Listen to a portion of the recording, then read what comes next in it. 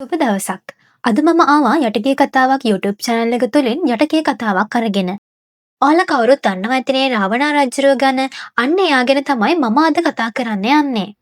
රාමායණයට අනුව රාවණා රජු ඉන්දියාවට ගිහිල්ලා රාම රජුගේ දේවිය වෙන සීතා දේවිය ලංකාවට අරගෙන ආවා කියලා අපි කවුරුත් දන්න කතාවක්නේ. ඉතින් මේ සීතා දේවියව සංගවාගෙන තබාගත්ත ස්ථානයක් තමයි රාවණා ගුහාව කියලා කියන්නේ. ඉතින් මේ රාවණා ගුහාවේ සැඟවුණු කතා ටිකක් තමයි අද මම ඔයාලත් එක්ක කතා කරන්න යන්නේ. මේ රාවණා ගුහාව පිහිටලා තියෙන්නේ කොහෙද කියලා මුලින්ම අපි බලමු. මනෝහර ඇල්ල නගරයේ ඇල්ලෙන් කිලෝමීටර් කිහිපයක් එහාට ගියාම රාවණා ඇල්ල දියඇල්ල අසලින්ම ගල්පඩි කිහිපයක් නැග්ගොත් අපිට මේ ගුහාව හමු වෙනවා. හොඳයි. දැන් අපි දන්නවනේ රාවණා ගුහාව පිහිටලා තියෙන්නේ කොහෙද කියලා. රාවණා ගුහාව හා සම්බන්ධ ජනප්‍රවාද යටගිය කතා බොහෝමයක් තියෙනවා. ඒ අතරින් ප්‍රසිද්ධ ජනප්‍රිය කතා කීපයක් මං ඔයාලට අද අරගෙන ආවා.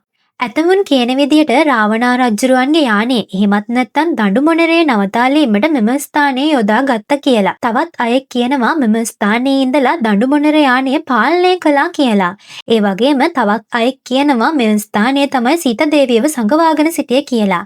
කොහොම නමුත් මේ ජනප්‍රවාද තුනටම හේතු සාධක අපට දක්නට ලැබෙනවා. මේ හේතු සාධක දැක්කහම මේ ජනප්‍රවාද නිකම් ජනප්‍රවාද විතරක් නොවන බවට අපට පැහැදිලි වෙනවා. මම මුලින්ම කිව්වනේ ඔයාලට මේක රජ්ජුරුවන්ගේ යානේ එහෙමත් නැත්නම් දඬුමොනරේ නවතාලපු ස්ථානයක් කියලා කියනවා කියලා. මේකට හේතු සාධක විදිහට ගත්තාම අපිට පෙනී යන්නේ මෙම ස්ථානයේ මෙම ගුහාවේ යානයක් නවතාලීමට හැකි තරම් ඉඩ ප්‍රමාණයක් පැවතීමයි. දෙවෙනි කරුණ විදිහට මම ඔයාලට කිව්වේ රාවණා රජුරුවන්ගේ යානය මෙම ස්ථානයේ ඉඳලා හසුරුවපු බවයි. මේකට හේතු සාධක විදිහට ගත්තාම මෙම ස්ථානයේ සිට ඉහළ ආකාශයේ යානයක් පියාසර කිරීම නැරඹීමට හැකියාව පැවතීමයි. තවත් ජනප්‍රවාදයක් තමයි සීතා දේවියව සංගවාගෙන සිටපු ස්ථානය කියලා.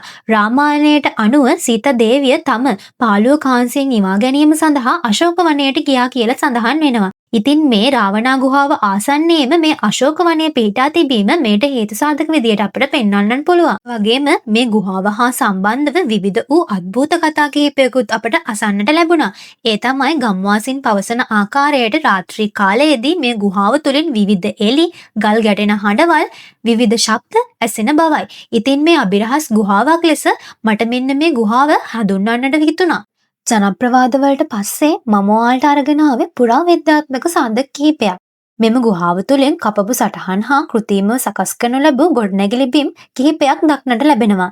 එබැවින් පුරාවිද්‍යාඥයින් පවසන ආකාරයට මෙය සරල ස්වාභාවික ගුහාවක් නම් නෙමෙයි. මෙය මිනිස් හස්තයෙන්ම විශේෂයෙන්ම නිර්මාණය කරපු ලද්දක් කියලයි ඔවුන් පෙන්වා දෙන්නේ. තවත් අභිරහසක් අරගෙන ඒමට බලාපොරොත්තුවෙන් යටගිය කතාවක් YouTube channel එක තුලින් අදට මම සමුගන්නවා. ඔබ සැමට සුබ දවසක්.